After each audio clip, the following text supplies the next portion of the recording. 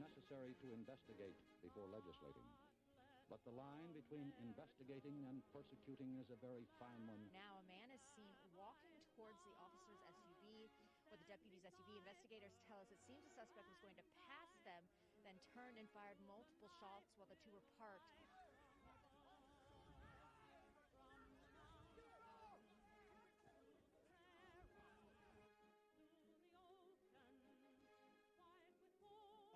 Multiple locations that have been burning in Kenosha, Wisconsin.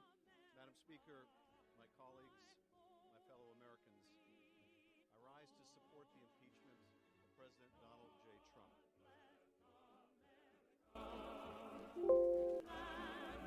As far as the allegations of the CIA hacking into Senate computers, nothing confirmed.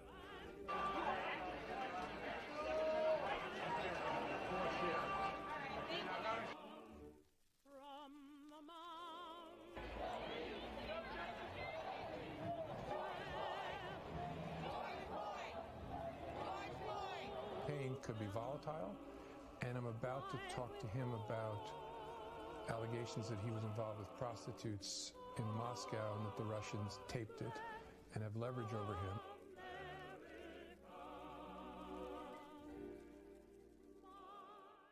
And now, here's CD Media's hosts of Information Operation, L. Todd Wood and George Eliason. Hello, and welcome again to Information Operation, where we take a deep dive into the war the deep state is continuing to perpetuate against the American people. We're not in our studio again today because it's being remodeled, but we should be back next show. I've got a very powerful guest for you today. We've all seen the complete election fraud that's been going on against Donald Trump and really against you and me. Today, we're going to tell you how it all happened.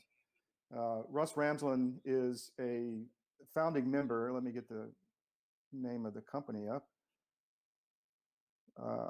What's the name of your company, Russ? Allied Security Operations. Thank you. And he's, well, I'm just going to let Russ introduce himself and kind of turn it over to him because the information he has is quite shocking, and we want to get this out there. Go ahead, Russ. Welcome. Well, thank you very much. Delighted to be here, Todd. Our group is a security group. We specialize in cyber operations, but we also do physical security. And we became very concerned. A lot of our guys are pretty accomplished people. A lot of them came out of three-letter agencies. Some of them were very disenchanted with what they saw happening in those agencies under the previous administration. And so we are mostly a commercial firm, but we got involved in looking at the election system because of some logs that some activists brought into us from the Dallas election of 2018, the so-called blue wave. And the more our cyber guys got looking at these logs, the more concerned they became. They went, wow, how could this possibly be? And so the story I'm about to take you on is really just tracking the journey that we made over the last 2 years. We have funded all of this ourselves. And it's been an entirely internal investigation just because we all have kids and we're concerned about the country. Very true. So that's where we're going to go. Go for it. Take it away, Russ. Very good. All right. Well, let's go and jump on here. The first thing to know is that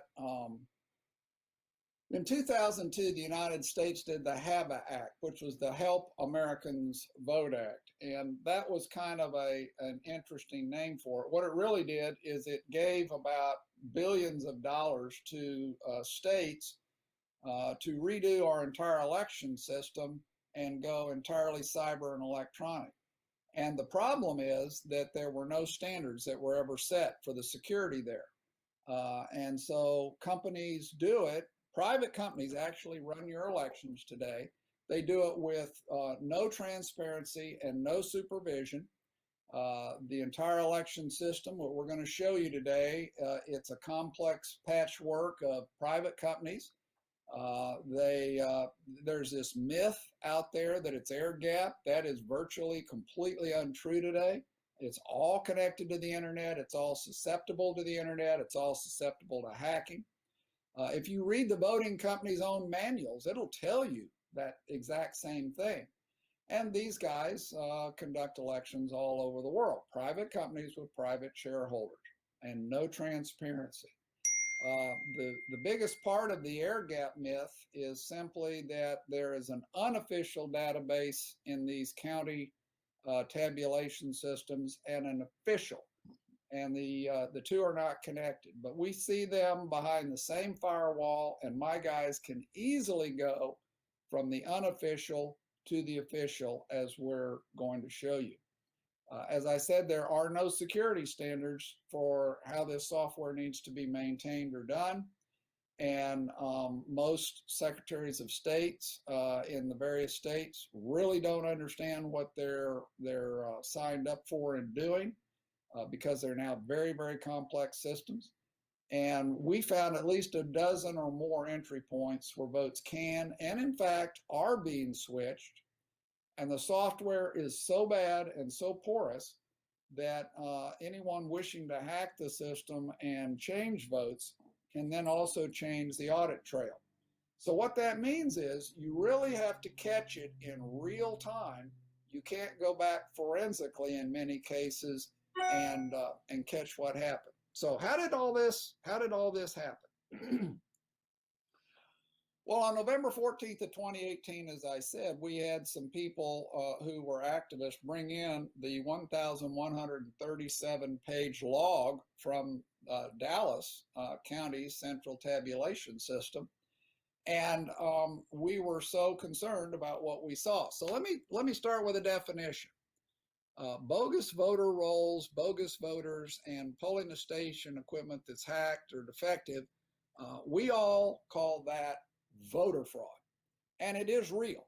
And it's really out there, and it's going on now in massive amounts. And the polling station equipment really can be hacked. I had a guy sit in his car outside a polling station, and in 3 minutes he was inside the polling station equipment using his cell phone. So all that's real, but that's not what we're talking about today. What we're talking about today is what happens principally when your vote hits your county's central tabulation database and server.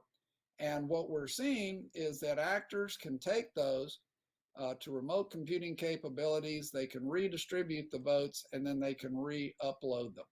That is what we call election fraud. And that is the trip I'm going to take you through today.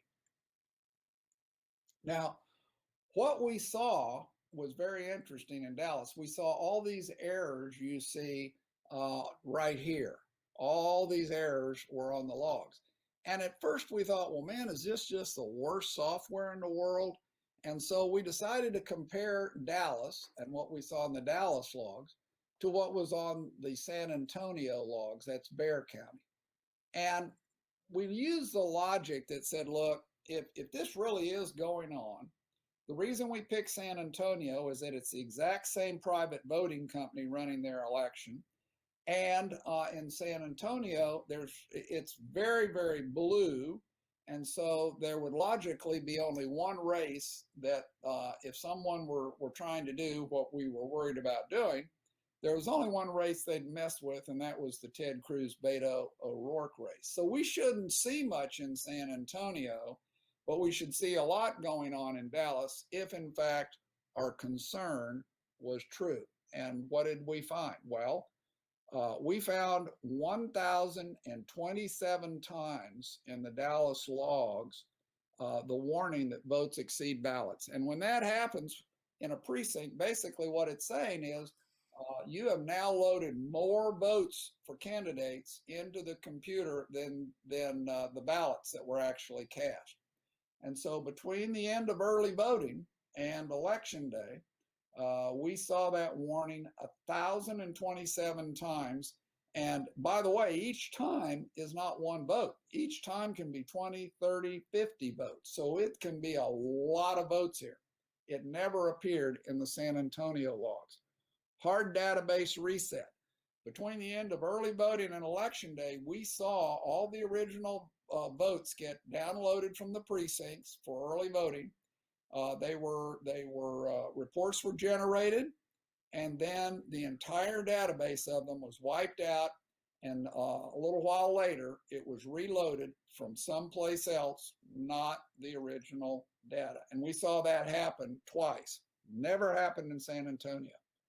We saw on election day the warning, precinct is already updated. And it didn't matter. The private operator, ES&S, said, well, we don't care, update it again anyway. And then, of course, many times you'd see a votes exceed ballot warning. Replaced, we saw entire precincts replaced 96 times in Dallas and only once in San Antonio, and then collect audit data from a compact flash. Now, this is not collecting it from the original data sticks that came in from the precincts. This is something different, and we saw that happen 4 times. So right away we went, man, this is not looking good. Now, since we're a private company and we're doing this all with our own money, we said, look, let's see whatever else is out there. And frankly, we were quite surprised to see how many reports and how much info was already out there from very reputable cyber people. We started with the Everest report that was written in 2007. That was Harry Hursty, and I think Matt Blaze was part of that, and a bunch of guys. And they outlined company by company. This is a report about 1.5 inches thick. They outlined company by company all the vulnerabilities and places that people could go in and alter votes undetected. I will tell you that much of what they found in those days is still vulnerable, and it is still out there. We looked at some C-SPAN panels. These were 2 broadcasts in 2016, cybersecurity and U.S. voting systems. These were very technical people on panels, and I think the broadcasts were about an hour each. Matt Blaze's testimony before the U.S. House Committee on Administration in January of this year. And we looked at things like the ES&S security test report that was done in 2017. And so we kept looking at all this, and each time we would see some of these, we would then go and look to see if the same vulnerabilities in these reports still existed. And quite frankly, in most cases, they do. We also read the voter company manuals. We were surprised that the manuals tell you very clearly how an operator of the system at the county level can simply go in and change the votes. We looked at the source code, and we learned some very interesting things about the source code. It's all available out there. You can play with it if you want, and that's a problem. And we traced the entire vote trail. Most people don't know that their votes are stored and controlled someplace and then reported. And in 29 states, they're actually reported by a Barcelona company, and your votes are on a server in Frankfurt. And by the way, that Barcelona company is in bankruptcy, and we don't even know who owns it. And yet that's where 29 states' votes are finally housed and reported and vulnerable. And then we looked at ballot marking devices, and we won't get into that today in our report to you, but we have a whole section on that too. So let me go back. In this report right here, just to give the viewers some idea, in terms of ES&S's electionware servers, there are 17 critical vulnerabilities and 49 important ones, and they are not fixed. In terms of the electionware clients, there are 24 critical vulnerabilities and 51 important ones, and most of those aren't fixed. So you can see that this stuff has lots of problems, and it's really not being tended to. And it recently just got worse because Big IP, which is a platform that these things are on, just came out with a report that it had a very bad vulnerability, and that vulnerability, ES&S sits on it, has not been fixed. So we said, man, this is this is a real problem. So we looked at 6 voting companies. There's more than this, but we looked at some of the biggest ones. and that would be ES&S, Dominion, Hart, 10X, Demtech, and SGO Smartmatic. And that was about 92% of the market, in best we could determine, in 2018. And we simply first went in without doing any kind of hacking or anything, and we just revealed the hidden files behind their public-facing sites, and we were stunned because we found in every case that the administrator names and passwords for critical files are being posted in the open, so that they're telling you, look, here's the key to the front door, feel free to use it and walk right in. We found the voter registration lists by precinct worldwide that included, in some cases, personally identifiable information. We saw previous vote uploads.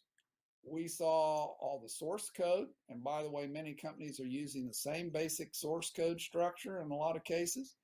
We found the software was so porous that operators of the system and even outside players can change votes utterly undetected with no audit trail in the case of Hart, or an erasable or changeable audit trail in the case of ES&S and Dominion. And so that means that no evidence of vote changing can actually be found by a really good hacker, if a really good hacker had done this, later on. So when your government says, well, we found vulnerabilities, but we find no evidence of votes being changed, no, you won't. You have to catch it in real time. We got access to their entire AWS databases, clouds. We saw the ballots. We saw the new Dallas ballot before Dallas did. We saw all the counting and tallying functions. And these are the ones that interrogate the database at the county and actually say how many votes went one place or another. So in short, some of these guys discovered that any candidate could win or lose by directly altering the votes at the server database level for almost any election that they conduct worldwide. And of course, our concern was, if we could do it, then so can bad guys. So let's start. First, I want to dispel this silly myth that the entire back end of our nation's voting system isn't connected to the internet. Here is a trace of just Dallas from 2018. This is the Dallas system. And look at all the servers that it connects to, the IP addresses and servers. This thing is totally, completely connected to the internet. And anyone telling you differently is not being straight with you. We found all kinds of security problems. For instance, all of these various sites, and these are various county sites, should have their own SSL certificate. In other words, this is kind of like the front door key to your house. So let me just show you. I'm going to blow up just this one little section, but everything on this page actually is sharing the same SSL certificate in 2018. So you see, here's Dallas County right here. Here's Miramar, Florida, Madison County, Jefferson, Hudson County, New Jersey. I mean, it is unbelievable. This is the same as if you and all of your neighbors for 10 blocks in every direction around you shared the exact same front door key. How good is your security? So I wanted to share with you exactly, and this is oversimplified, but this will give you a pretty good idea about really how the whole election system's set up. You and I vote out here at the voting place. And one way or another, whether it's on thumb drives or over modems or wireless or however, it gets to your county's central counting. And there they have the whole poll book records and voter rolls. They have databases that are unofficial and official. They have tabulation and reporting software. And this whole thing is either run by private voting companies or by what we call mid-level companies that simply use some of this software and hardware. But these are all done almost exclusively in the US today by these private companies that have their own election management systems. And it's a real patchwork. That's part of the problem. So what happens? Well, all this stuff in red actually goes to one of these guys, and they house your votes, and they also store them in the cloud, and then either through the Associated Press or Decision Desk HQ, it gets reported to the media. Now, you need to know that these guys' databases are always online with these guys, so that whenever there's an update here, it's flowing here. Now, in the case of Clarity Elections was very interesting.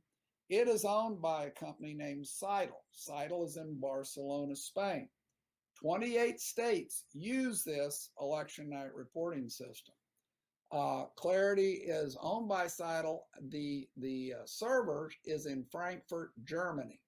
So that, for instance, if you go into the Dallas County website and you want to see the unofficial votes and you want a download of them, you will get a little CSV file that you can turn into an Excel file and see what the unofficial votes are at that particular moment.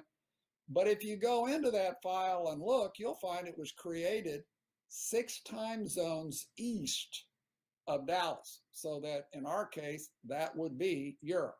And that's further evidence of what's going on. Now, it's also important that you understand that this unofficial database is connected intimately with all of these.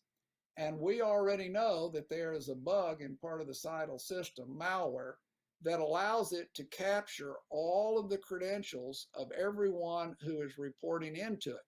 So that means now with those credentials, you can change things here or here and backload them here, so that it's not the votes that come from this direction, it's the change votes that can come from this direction. So, and the idea that then there's this official database that sends things to your Secretary of State, there is an official database, but since it is behind the same firewall, it doesn't really matter. You can go from the unofficial to the official. In our investigation, right there, in our investigation, we found ways to change your votes there at the voting place. We found ways to change the tabulation software itself. I'm going to show you an example of that in Kentucky in a minute. We found ways to change the database itself. We found ways to go into both of these and change the software that they have that again gets loaded into the equipment here that goes to the equipment here and rig a vote. We found ways that we could get in and change that database. We could change that database. It's a mess. So what did we see that was strongly suggested in Dallas in 2018?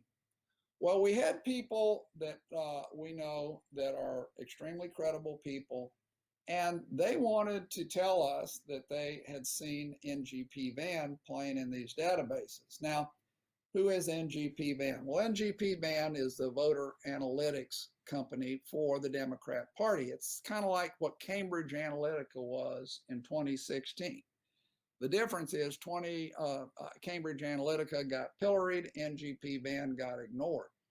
But what any voter analytics company does is they look at a history of primaries and they draw relationships between early voting and election day in the primary for a particular party. Then they look at the results in the following general election, both in early voting and in election day. And what they're really trying to do is make algorithms that, based on historical evidence of what happens here and here, and then tracking what happens here in real time during early voting, you can project what's going to happen in the way of voting on election day. And one of the byproducts, of course, is that it will tell you at the end of early voting how many early votes would need to be added or subtracted in order, according to your projection, for you to win on election day. That gets pretty important, particularly in what we've seen in the last 48 hours here in the United States. So what happened in Dallas? Well, the votes from the precincts were sent by a flash memory card to the central tabulation servers in Dallas. And then these 4 players got involved. That's what we saw on the previous slide. We saw that you have an operator at the county level, and that is being constantly updating Clarity, which is also updating Seidel and their clouds. And in the case of Dallas in 2018, this operator had his own laptop. He was bringing it in and out of the tabulation room all the time during early voting and election day. And in one case was seen taking a thumb drive out of his laptop and plugging it in here. There are wireless connections here, and there are wireless connections here so that the unofficial database can transmit. One of the things that bothered us was the timestamp mismatch error that we saw thousands of times in the logs in Dallas. And that can be generated a couple of different ways. But one of the things that happened was we saw NGP Van interacting with this stream. Now, we can understand why this arrow exists, because they want to get the early votes and upload them every single day so that they can upload and change their election day forecast. The problem is this end of the arrow. What was NGP Van doing putting things into the stream as opposed to simply taking things out of the stream? Things that went into the stream would generate a timestamp mismatch error. Don't know if that's what it was, but we can tell you it's in the logs. And of course, all of this stuff, as we said earlier, is stored, controlled, and reported by a Barcelona company, Seidel, which has its servers in Frankfurt. Why in the world is the US election storing 28 of its state's votes on a server in Frankfurt operated by a company that we don't even know who's the owner? Let me show you that Seidel vulnerability we talked about. That's the vulnerability. I'll show you why that's, well, the reason that that vulnerability is really important is because, just a second, let me get back there.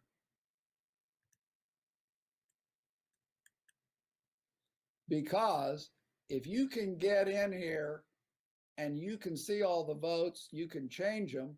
And this vulnerability I'm going to show you allows you to get all the passwords and usernames to backload it into counties if you wanted to change it later. So let me show you that vulnerability just so you know what's going on here. The malware is called QSnatch. And it's already inside Seidel at an area called Seidel staging. That in the blue is the indicator that QSnatch is there and operating. So what does it do? Well, QSnatch is what's called a CGI password logger. And basically between that and the credentials scraper, it allows them to not only get credentials for all of these counties, but to be able to log in. It has what's called a backdoor, and basically that means that it can execute arbitrary code on a device if it wants to. It can exfiltrate, in other words, it can take files out of the system and send it back to their infrastructure so they can see what's happening. It has web shell functionality for remote access so they can get in. And it has a very interesting persistence and mitigation capability such that when a patch to fix your system that may be infected with QSnatch is generated, QSnatch itself redirects that patch elsewhere and it continues to be live in your system. The only way to get rid of QSnatch is to do a full factory reset on the device prior to trying to do a firmware update to stop it. We haven't seen any of that happen on Seidel. If you'd like further proof, you can actually prove to yourself that Seidel's servers are in Frankfurt, Germany. If you go in and plug that Seidel.com in using NSLOOKUP or host, you'll find that URL address 52, 57, etc. You can do an NSLOOKUP and see that it's going out to the EU, or you can do a GeoIP lookup and you'll see that that server is at Frankfurt in Germany. We won't worry about that. So let's look at some actual proof of hacking in action. We were called in to look at Kentucky because of the results. The results in Kentucky were amazing. Every Republican at the top of the ticket won big. There were 1,428,000 votes cast, and every Republican won by a margin of 200,000 to 300,000 votes, except for the governor, Matt Bevin. And he loses by 5,000 votes. Now, this may sound familiar to you, and it is, because if you will recall, on election night, our current president was ahead in 5 key battleground states that have Democrat governors, and he was ahead comfortably in all of them. And suddenly, all 5 states quit counting at the same time and went offline for 3 hours. And when they came online, suddenly, massive numbers of votes. In the case of 3 states, every single vote that was suddenly found in those 3 hours was for one candidate and one candidate only. Absolutely impossible. So this result looked really bad to everybody, and we went up there and we started doing an investigation. And the first thing we said was, now you realize your votes are with Clarity and they're being stored overseas. And they said, no, they're not. And we said, well, yeah, actually they are. Bring up the Kentucky State Board of Elections website on your computer, please. So they did. And we said, click on that link for the unofficial votes. And they did. And when they did, I said, look at that bar at the top of your screen. What's it say? They said, well, Clarity Elections. We said, yeah, you look like you're on the Kentucky State Board of Elections, but this site is Clarity. And they went, wow. And then I said, scroll down to the bottom. Who owns that page? Seidel. And that's when the discussion started. Now, this is some amazing video that you're seeing from CNN election night. And I want to go back and show you a little bit about this clip. First, I want to explain what's happening in this clip. What's happening in this clip is this is the live feed from Clarity Elections coming through the Associated Desk or Decision Desk HQ. So this is the live feed. You're seeing the database that Clarity has as it gets updated with votes, okay? And right now, oh, and this little ribbon at the bottom, this is generated by CNN. And they update this a second after they get the update from Clarity up here. So let's just look. Right now, Andy Beshear, who is the guy that upset Matt Bevin, the governor at the time, Andy Beshear has 673,948 votes. That ties to what the ribbon from CNN says. Same thing with Matt Bevin, 662,235. 662,235. Now, let me take you through, and real quick, I'm going to run it again. You're going to see, if you're watching just this gold, you're going to see a flash update, and then this guy's face fills the page, and then I'm going to show you what you really missed. So here we go. Watch the gold. The update's coming. Boom, there it updates, and now here's this guy. Now let me show you what you missed. We're going to drag this back frame by frame. And so here we are before the update, and now I'm going to start walking you forward. Watch the gold. Here comes the update from Clarity. Boom, there it is. So now the update, Andy Beshear has 674,508 votes.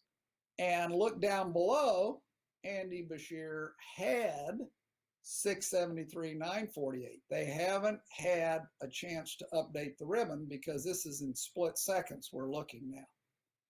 So Andy Beshear has just gained 560 votes. That makes sense. That's what happens as more votes come in, right? Let's look at Matt Bevin. He now has 661, 675. But look down below. He did have 662, 235. At the exact same second that Andy Beshear has gone up 560 votes, Matt Bevin has gone down 560 votes. This is vote switching in the computer. And by the way, between the 560 gain and 560 loss, you have just seen 25% of the loss amount of this race happen in front of your very eyes. We saw other things. We saw, for instance, that the tabulation software itself had problems. Let me explain what I mean by that. We first went in and we did a query of the database using. Hey, Russ. Yeah. Just when you were showing that video, something happened when we went down. Coincidentally. Can you just repeat what you said after the 560 votes disappeared? Yeah, you want me to go back there and show you that? Well, we got through that, but then you started to say this is voter fraud and you went down. What you have just seen is 560 votes added to Andy Beshear at the exact same second that 560 votes have been taken away from Matt Bevin. This is vote switching going on inside the computer.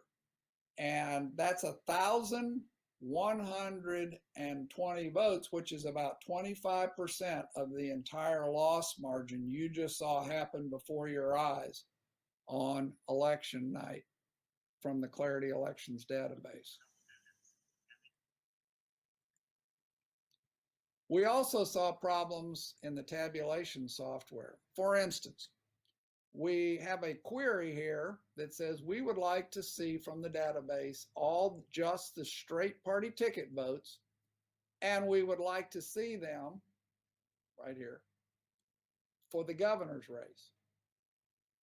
And I started looking down and I saw precinct C148 and I saw undervotes. And I went, wow, that's kind of weird. How do you get an undervote if you pull the straight party ticket?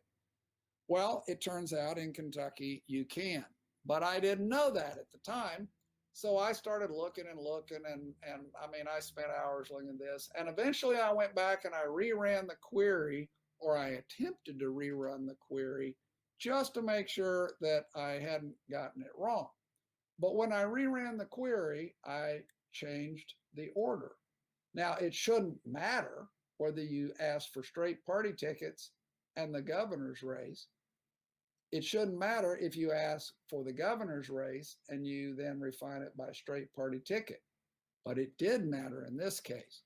Same precinct, same number of votes cast, but all the undervotes have gone away. There are no undervotes now. All the undervotes have been awarded to Andy Beshear, and 20% of the Republican votes have been awarded to Andy Beshear. The tabulation software itself, if you know the right order, you can determine who wins.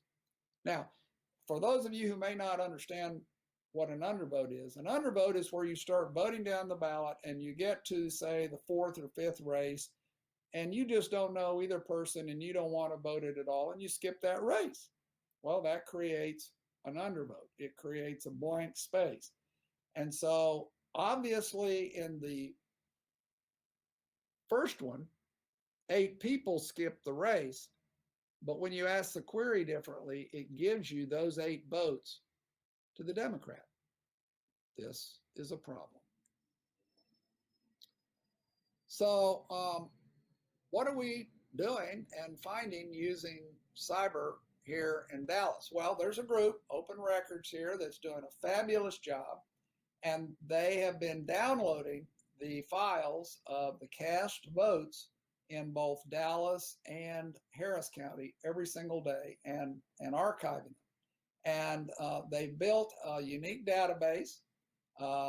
What they do is they assign to a voter record a self-identifying unique identifier. And by that, I mean they look across the entire voter record of that cast vote, and they add up all the zeros and ones, and it gives you a unique identifier that's different from any other vote. So now we can actually flag it.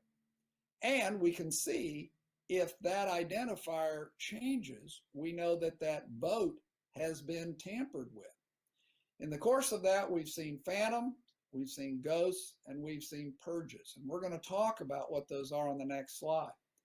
But as I said, when a vote is changed or tampered with, the unique identifier changes, and that allows us to flag it and look at it.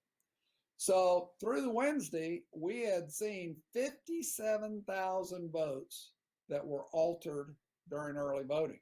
Now, in some cases, altered means purged.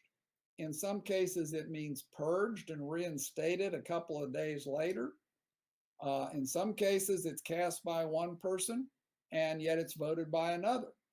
We saw 10 blocks of Westminster Street in Highland Park, and they had every single one of their votes purged and later, but partially reloaded.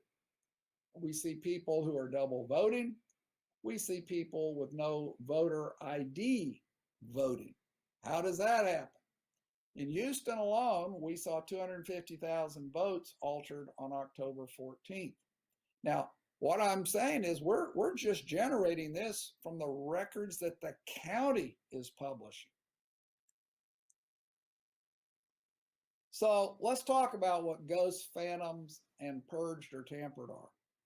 Ghosts are people that use another person's residence as their legal permanent address for voting purposes, but no one at that residence has ever heard of that person.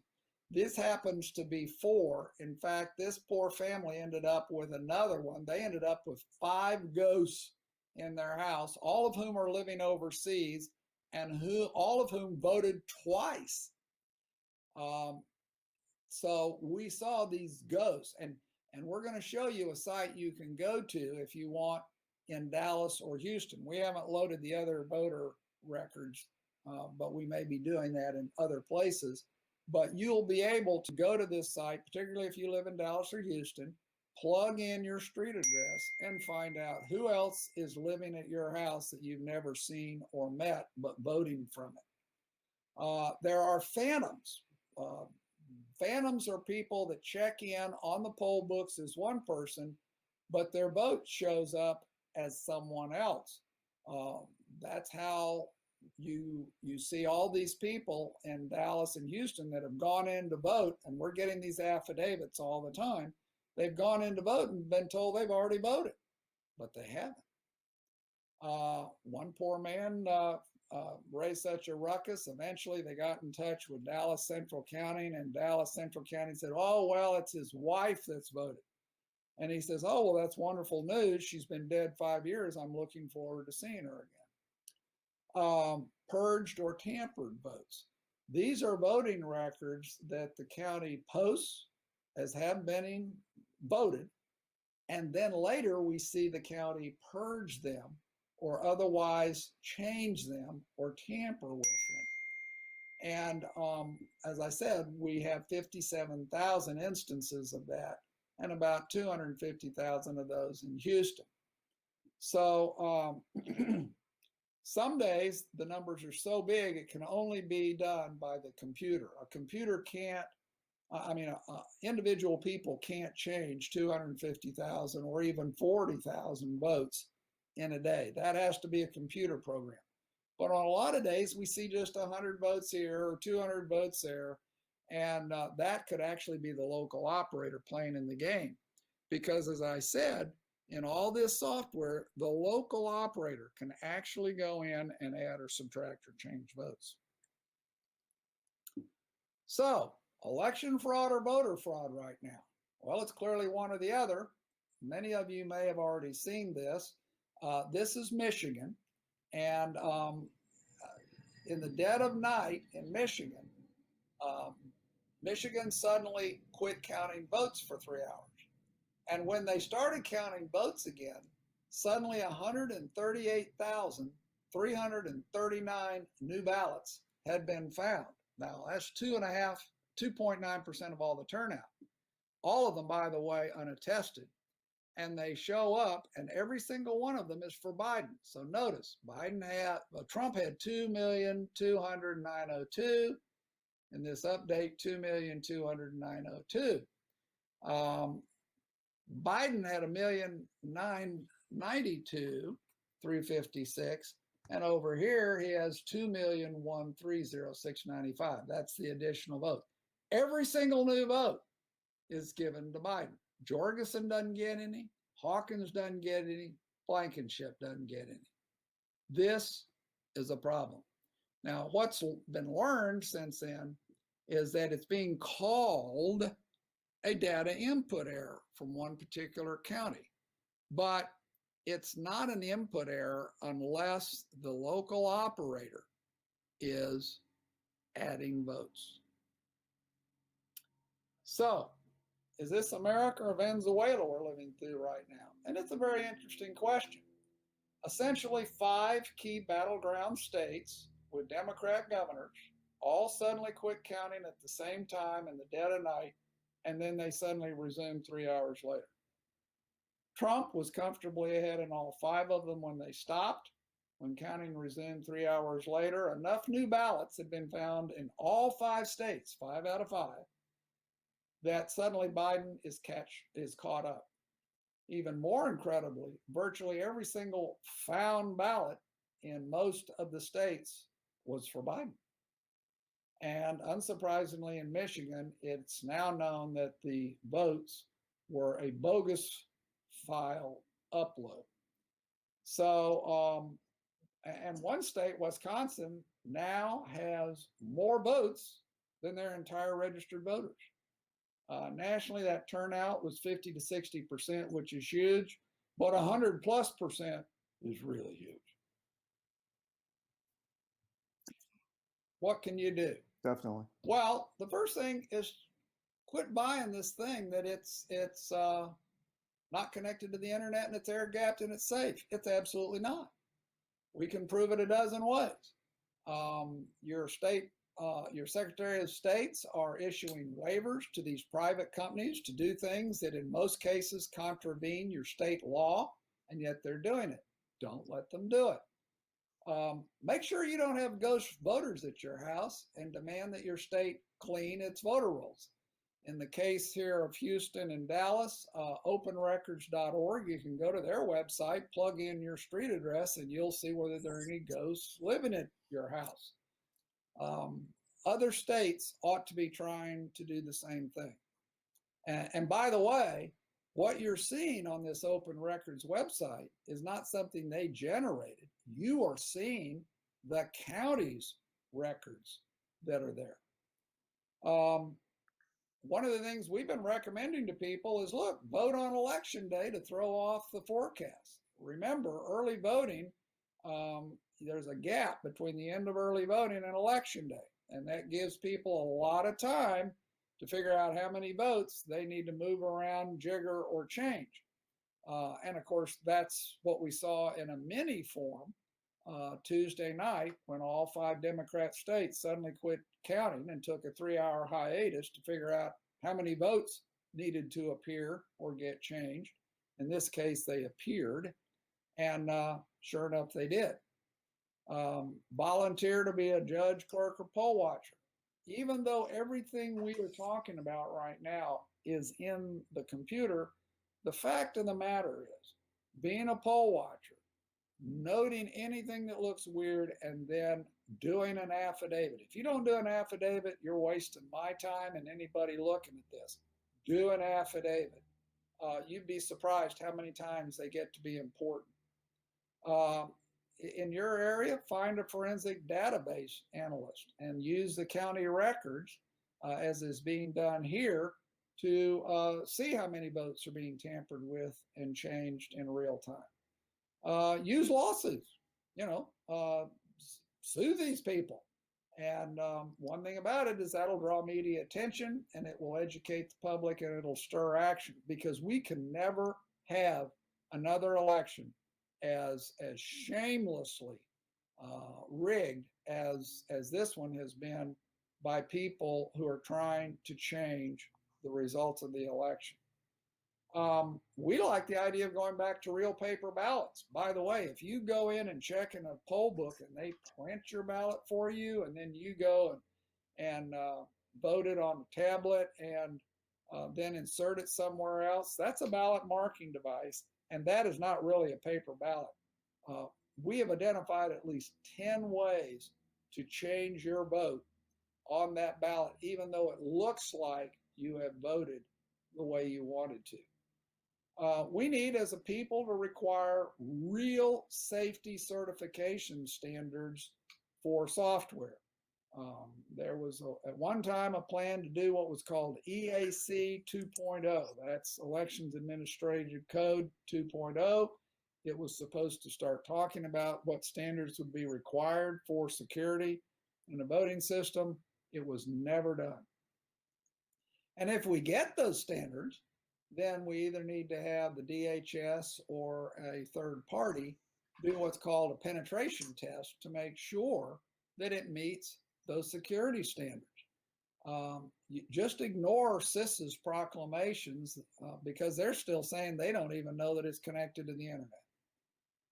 If you do have true paper ballots, not those that are done by ballot marking devices, require spot risk limiting audits to take a few of the ballots and make sure that the final vote seemed to be somewhere in line with that.